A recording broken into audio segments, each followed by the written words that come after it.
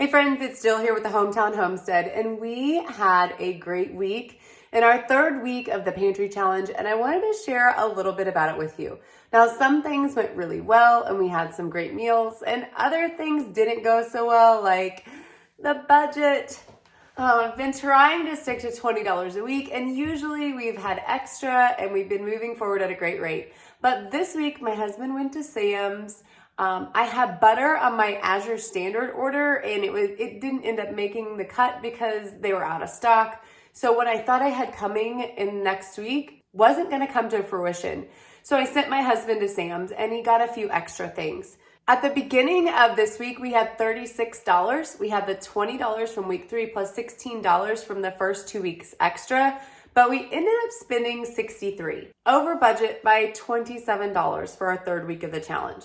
That said, he just went to Sam's a couple days ago and got everything that we'll need for this week coming forward. So for week number 2, we're going to spend $0.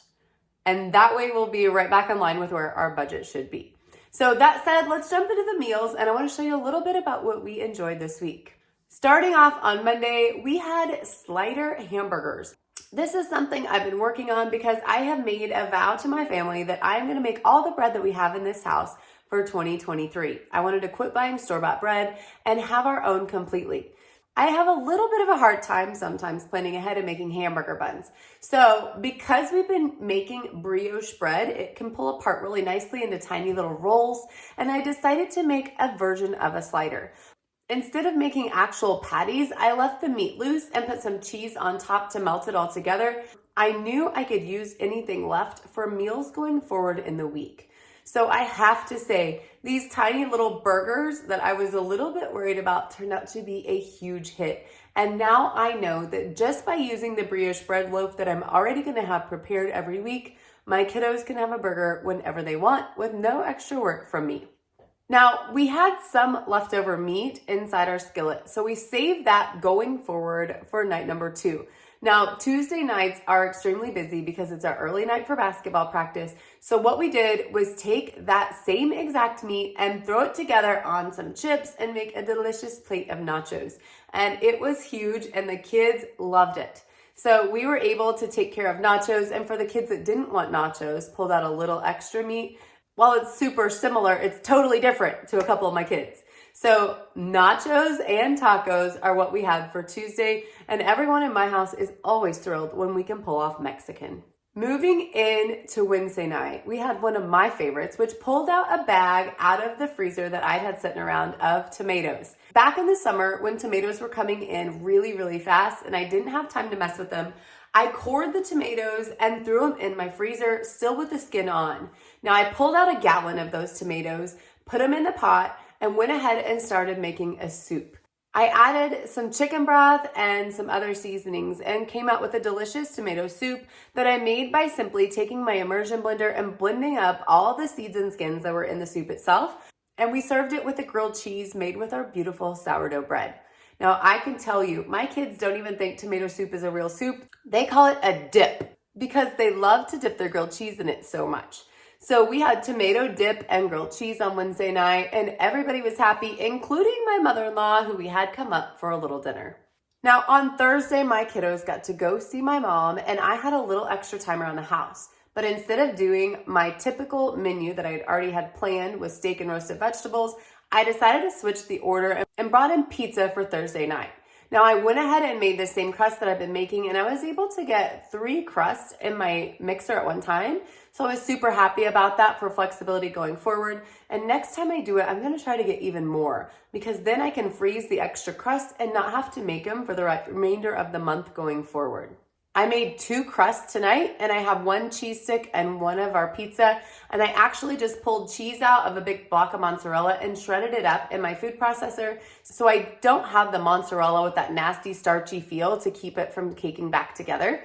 And we threw it on and put it under the broiler and got it nice and toasty and delicious. And everybody at my house is really happy when we can pull off pizza night. So this one was a good hit heading into Friday.